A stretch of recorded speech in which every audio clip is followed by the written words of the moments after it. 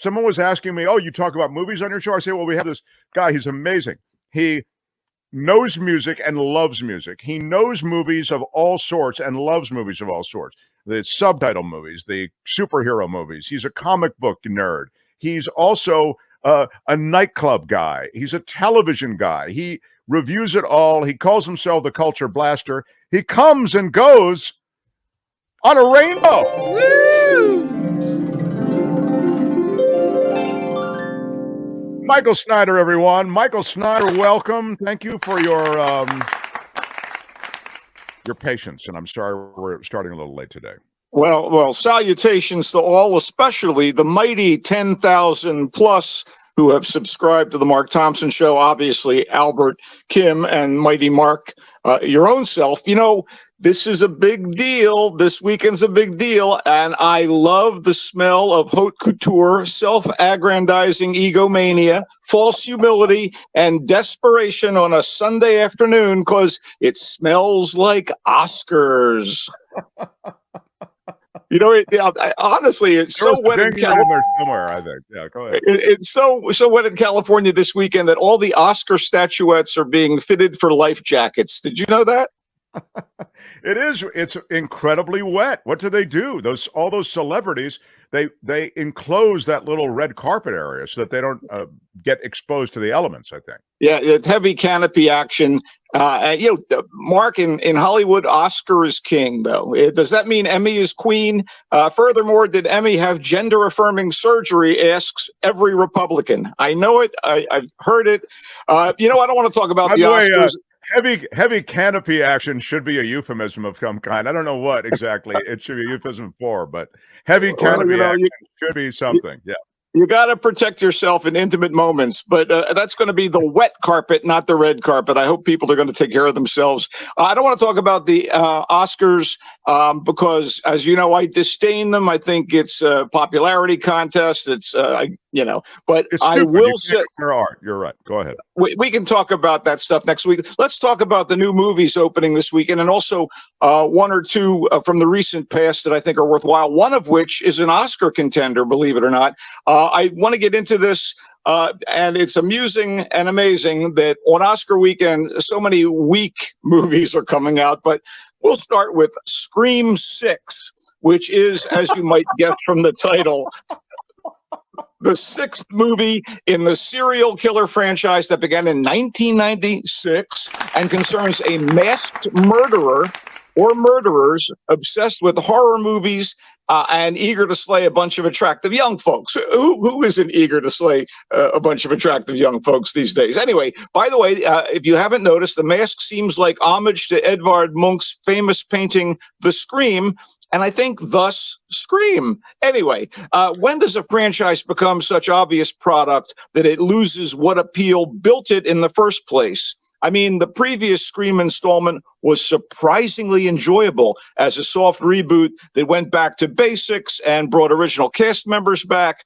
refreshed things with some snarky, meta-wise younger characters, and tied itself into the current wave of what they call elevated horror, or cleverly, reflexively commented on its own franchise by the Scream series having its own fictional horror film franchise based on the Ghostface killings, which are, of course, fictional in our world. Anyway, like I said, meta.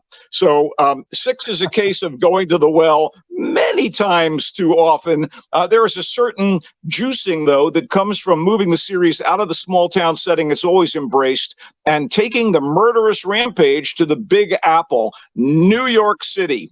Anyway, the Carpenter sisters, played by Melissa Barrera and Jenna Wednesday Addams, of all people, Ortega, they may have survived the previous movie and are now going to school in New York, but they and their other friends and frenemies are obvious targets for Ghostface, or multiple ghost faces, or copycat Ghostface killers, who may actually be any one of their group. So OG Scream series queen Courtney Cox is back as journalist Gail Weathers, who is continuing to profit off the books and movies based on the serial murders. Hayden Panettiere is also back as Kirby, another survivor of the previous Scream movie, and Dermot Mulroney is among the additions to the cast, playing Detective Bailey, who was assigned to the new Ghostface crime wave in New York. So there's a lot of talk about, killer and victim behavior and how it plays out in horror movie tropes. There is some gallows humor and there is copious gore. So if you like Scream movies, this is one of them. Wow. I prefer the first and the fifth, but Scream 6 is more very red meat for the fans. It's in theaters. Wow. All right. Scream 6. He liked the other 5 more, but this isn't. It's on brand for them. All right. No, one in 5. This is just more. That's all this is. Okay. All right. He liked 1 in 5. This is just more. Okay. Go ahead.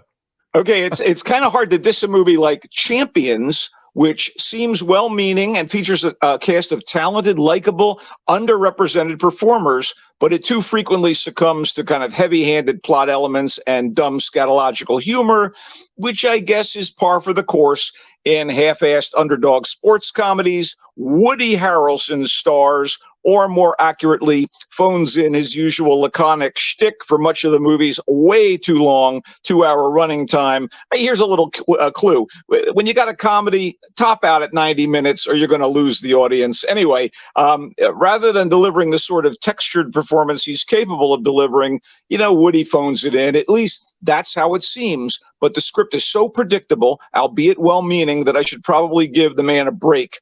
In Champions, he's Marcus, a self-destructive, hot-headed jerk whose career as a minor league basketball coach is on a downward slide despite his talent and his supposedly burning desire to coach in the NBA. Marcus just doesn't work well with others, a problem magnified when his careless behavior results in an arrest and a judge ordering him to do community service by coaching a ragtag group of earnest, intellectually disabled wannabe basketball players. I like this premise. I know it's predictable, but I like it, Michael. Go ahead. So far. It's scene after scene of obvious action and maudlin relationship strife, easy slapstick, and eye-rolling on-court machinations as some sort of regional championship could somehow be achieved, if only. Then again, none of this is surprising since the movie, adapted from a slightly better Spanish comedy, was directed by Bobby Farrelly of the Farrelly Brothers, who achieved renown by making the highly successful lowbrow comedies Dumb and Dumber and There's Something About Mary, which were at least genuinely funny.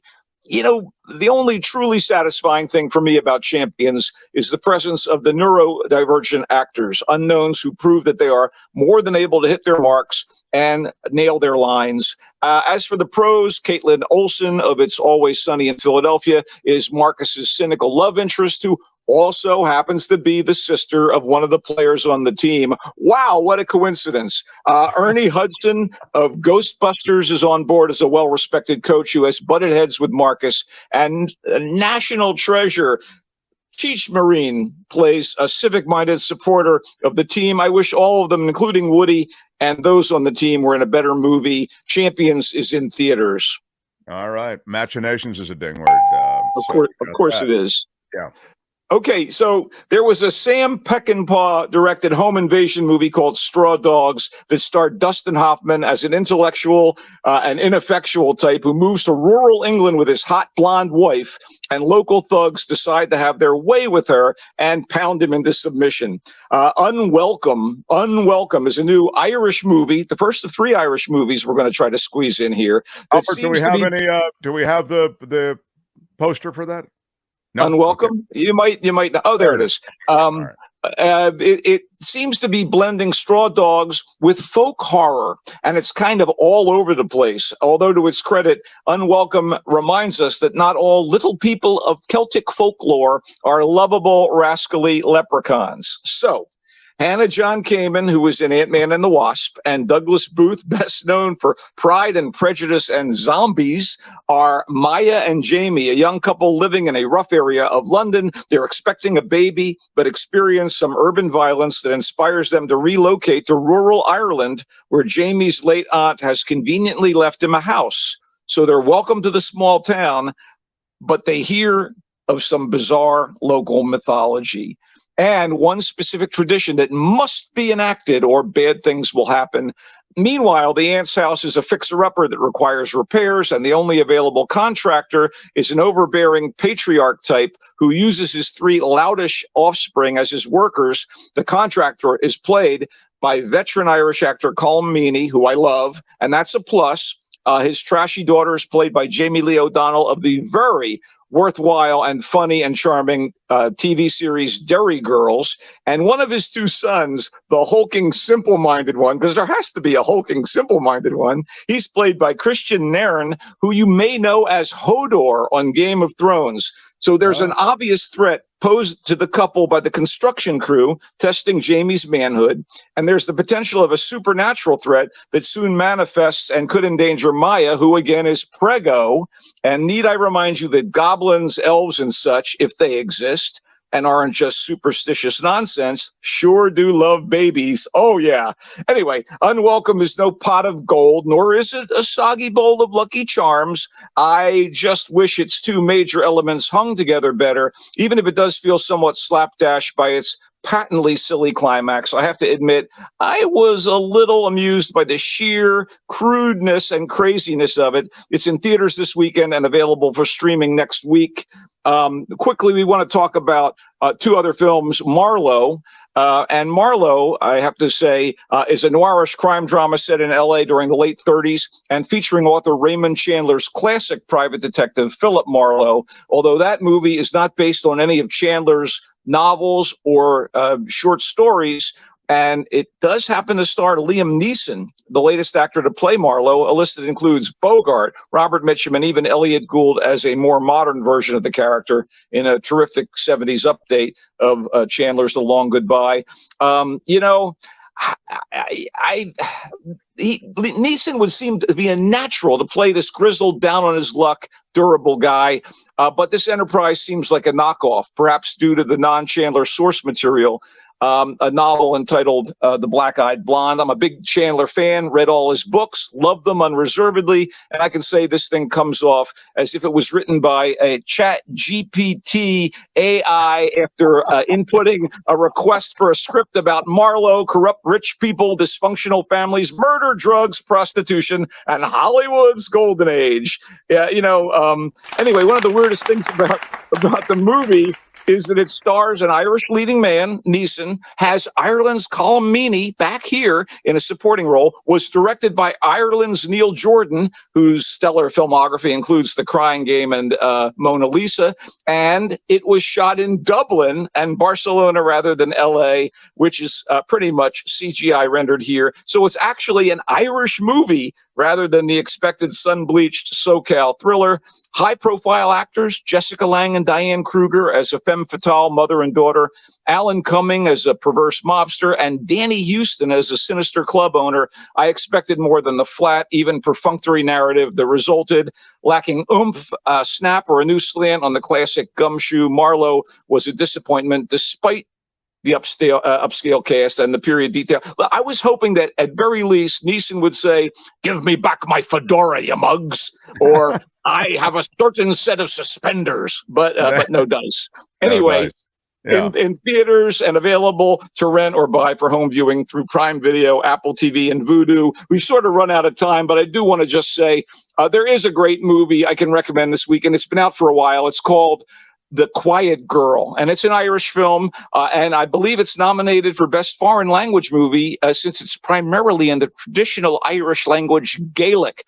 Absolutely lovely, tender, and moving feature set in rural Ireland, 1981, about a repressed 9-year-old girl named Kate who's having trouble and goes away for the summer to spend a little time with cousins, and in that situation begins to find herself. It's just a lovely, lovely film. We can talk about it at greater length at some other point, but it's that's great though, and I'm glad that and that's in theaters only, or is it streamable?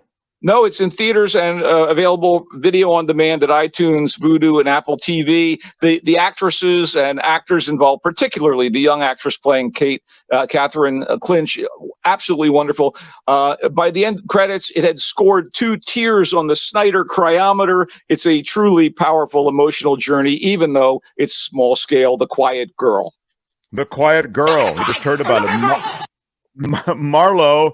The Philip Marlowe reboot done with Liam Neeson, filled with all these great actors, but Michael says, wish it had been better. The script just ain't there. Unwelcome. That's with the characters Maya and Jamie living in a rough area of London. They move away to this rural community, and in this small town, they learn of the mythology. He thought it was okay. Champions is the half-ass sports comedy starring Woody Harrelson.